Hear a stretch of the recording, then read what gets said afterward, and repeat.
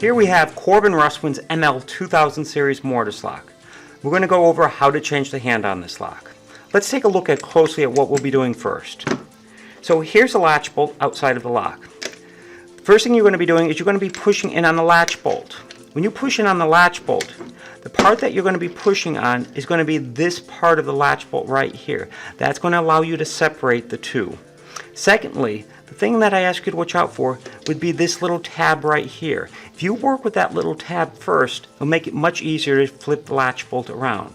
So the first thing you're going to do is you're going to push the latch bolt in completely. Once it's pushed in completely, you're going to slide that little piece forward, and this is what you're going to push on. Once you push on that, it separates the two.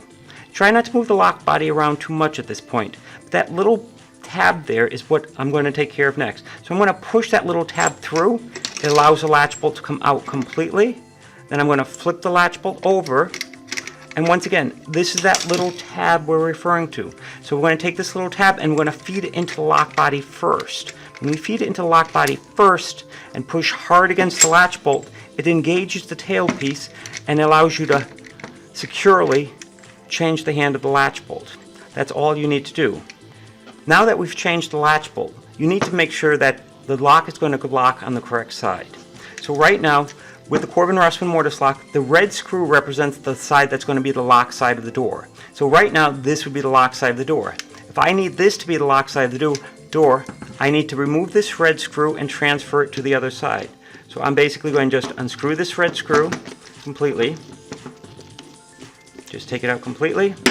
Once the red screw is taken out completely, just flip the lock over and re-screw it into the other side. Now this will be the lock side of the door. If you have a function where both levers are locked all the time, you will have two red screws in here, locking both sides of the door.